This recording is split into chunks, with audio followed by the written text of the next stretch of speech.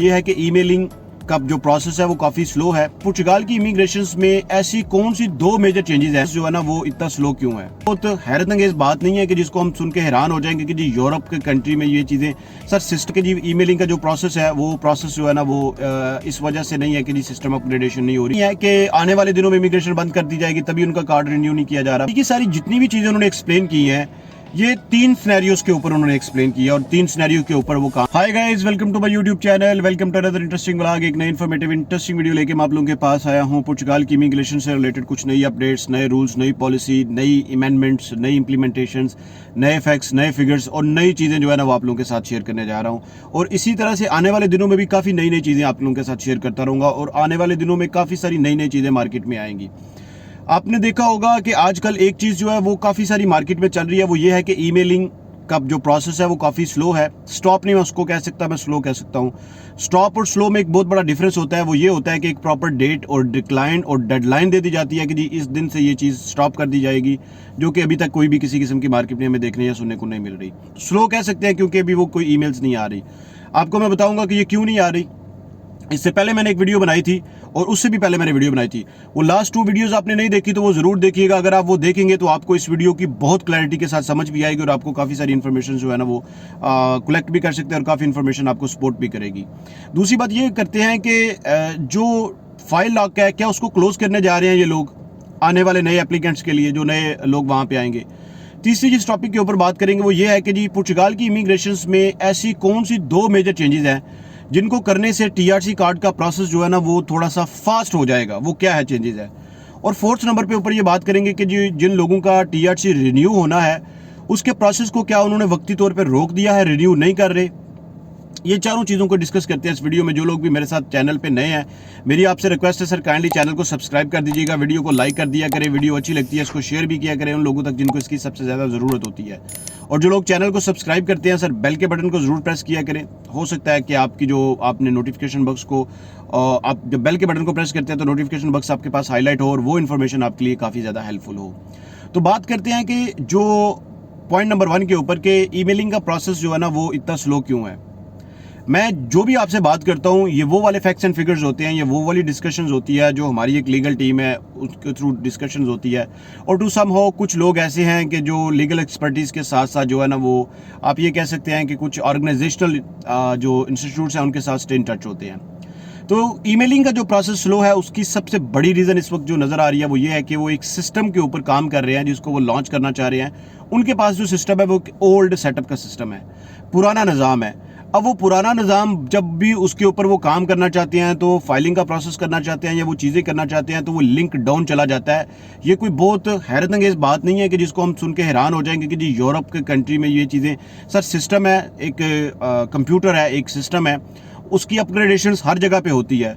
हो सकता है कि आप अगर ये सोच रहे हैं, एक्सपेक्ट कर रहे हैं कि जी वो उसकी अपग्रेडेशंस जो है ना वो उसकी वजह से ये चीज़ नहीं हो सकती, तो 110% जो राइट नो करंट सिनेरियो चल रहा है वो उसकी सिस्टम की अपग्रेडेशंस के ऊपर ही चल रहा है। अदरवाइज इसके अलावा और कोई भी इशू नहीं है। जो लोग भी मुझसे कांटेक्ट करना चाहते हैं मेरी आपसे रिक्वेस्ट है सर काइंडली मेरा इंस्टाग्राम आईडी भी आ रही है, मेरा टिकटॉक अकाउंट भी आ रहा है, आप मेरे दोनों अकाउंट्स को फॉलो कर सकते हैं मुझसे कांटेक्ट करने के लिए और आप मुझे कांटेक्ट कर सकते हैं। अगर आप मुझसे डायरेक्टली इंटरेक्ट होना चाहते हैं तो आप थ्रू अकाउंट्स भी इंटरेक्ट हो सकते हैं, उनको फॉलो करके मुझे मैसेज सेंड कर सकते हैं। या जब भी मैं वीडियो अपलोड करता हूँ तो आप सेम टाइम पे जो लोग मैक्सिमम मैसेजेस कर रहे होते हैं, कमेंट्स कर रहे होते हैं, मैसेज मीन कमेंट्स कर रहे होते हैं, तो मैं उनको सेम टाइम पे रिप्लाई कर रहा होता हूँ, सेम टाइम पे वीडियो का रिप्लाई कर रहा होता हूँ। उस टाइम पे आप मेरे साथ स्टे इन टच भी हो सकते हैं। तो ये जो चीज़ है ये कोई नई नहीं है कि जी ईमेलिंग का जो प्रोसेस है वो प्रोसेस जो है ना वो इस वजह से नहीं है कि जी सिस्टम अपग्रेडेशन नहीं हो रही। 110% यही है। दूसरी बात ये करते हैं कि फाइल लॉक को क्या क्लोज किया जा रहा है। अभी तो नहीं किया जा रहा, लेकिन ये एक बात कंफर्म है कि इसको कुछ देर के लिए प्रोविजनल बेसिस के ऊपर हम ये कह सकते हैं कि टेम्परेरी बेसिस के ऊपर जो है ना वो स्टॉप करेंगे। और उसमें जो 2 चीजें हैं उनमें से एक चीज मुझे ये सुनने को मिली है कि इलीगल एंट्री को वो स्टॉप करेंगे, लीगल एंट्री वालों को वो कंटिन्यू रखेंगे।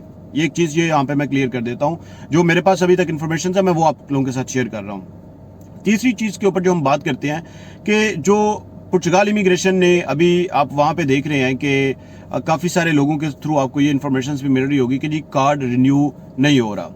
एक ये इन्फॉर्मेशन भी है कि जी लिस्बन में भी आप देखेंगे और बाकी स्टेट्स में भी कार्ड जो है ना वो रिन्यू नहीं हो रहा। कार्ड का जो रिन्यूअल का प्रोसेस है वो इस वजह से नहीं है कि इमिग्रेशन बंद की जा रही है तब उनका कार्ड रिन्यू नहीं किया जा रहा, वो इस वजह से नहीं है कि आने वाले दिनों में इमिग्रेशन बंद कर दी जाएगी तभी उनका कार्ड रिन्यू नहीं किया जा रहा, बिल्कुल भी नहीं। सबसे बड़ा इशू ये है कि प्रिंटिंग इशू है वहां पे। कार्ड की रिन्यूअल का जो मेन इशू है वो प्रिंटिंग इशू है। सेकेंडली जो मेन इशू है उसके बाद वो ये है कि डिले हो रहा है, ये नहीं है कि मिल नहीं रहा, डिले काफी ज्यादा हो रहा है। जो चीज पहले 1 महीने में क्लियर होती थी वो भी 1.5 मंथ्स की ब्रैकेट से बियॉन्ड चली गई है, वो आप ये कह लें कि मोर देन 3 मंथ 4 मंथ की ब्रैकेट पे चली गई है। कुछ लोग तो ऐसे भी हैं जिनको 6 मंथ से भी वो कार्ड नहीं मिला। एक इसके अलावा एक और चीज मैं आप लोगों के साथ ये शेयर करता हूं कि पुर्तगाल ने अभी आने वाले दिनों में जो नई चीजें इंट्रोड्यूस करवाई हैं उनमें फाइल लॉक के प्रोसेस के बारे में मैंने आपको बता दिया है। उसमें कुछ आर्टिकल्स में अमेंडमेंट की जाएंगी। आर्टिकल्स 88 और आर्टिकल 89 के रूल्स में थोड़ी सी अमेंडमेंट जो है ना वो लेके आने जा रहे हैं, उनको वो थोड़ा सा अमेंड करेंगे। और ये सारी की सारी जितनी भी चीजें उन्होंने एक्सप्लेन की हैं ये 3 सिनेरियोज के ऊपर उन्होंने एक्सप्लेन किया और 3 सिनेरियो के ऊपर वो काम कर रहे हैं। मतलब जो मैंने आपको एक्सप्लेन किए हैं, जो मेरी समझ में आई हैं, ये 3 सिनेरियोज के ऊपर वो काम कर रहे हैं। वो उन तीनों सिनेरियोज क्या है? नंबर 1 वो इस चीज के ऊपर काम कर रहे हैं कि ये जो बहुत बड़ा बैकलॉग है इसको कैसे रिकवर करें और इसको कैसे जो है ना वो क्लियर कर दें ताकि चीजें सिस्टमेटिकल हो जाएं, स्मूथ हो जाएं, वही वाली चीजें हो जाए जो 2017-18 में होती थी या 2015 में होती थी या 2016 में होती थी, 14 में होती थी, वो पुराने टाइम के, मतलब आज से 8-10 साल पहले की बात कर लें, वो वाली चीजें जो है ना वो चाहते हैं कि उसी तरह से सेटअप जो है ना वो हो जाए। दूसरी बात, इसको वो सिस्टमेटिकली इसलिए कर रहे हैं कि वहां पे अनएम्प्लॉयमेंट रेशो बहुत ज्यादा बढ़ चुकी है। लोगों के पास ना रहने को ना खाने को वहां पे जगह है और बहुत ज्यादा अनएम्प्लॉयमेंट रेशो है।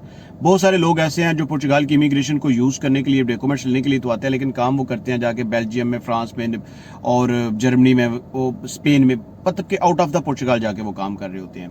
तीसरी इसकी सबसे बड़ी वजह यह भी है कि वो इन सब चीज़ों को सिस्टमेटिकल करना चाहते हैं, एक प्रॉपर सिस्टम बनाना चाहते हैं कि आने वाले जो लोग हैं उनको एक सिस्टम नजर आए। ऐसा ना हो कि जो लोग आ रहे हैं वो भी घबरा जाएं और जो वहां पे है वो भी घबरा जाएं। तो ये एक इन्फॉर्मेशन सी, ब्रीफ सी इन्फॉर्मेशन जो मैंने आप लोगों के साथ शेयर किया है, इसमें से कोई बात आप पूछना चाहते हो, करना चाहते हो, किसी किस्म की कोई भी आपको कंफ्यूजन हो, आप कमेंट बॉक्स में हाईलाइट कीजिएगा। आने वाले दिनों में काफी सारी नई नई इन्फॉर्मेशन आ रही हैं, उसके लिए आप स्टे इन टच रहिएगा। काफी सारी नई इन्फॉर्मेशन आ रही हैं, कुछ आपको बड़ी इन्फॉर्मेशन भी बताऊंगा।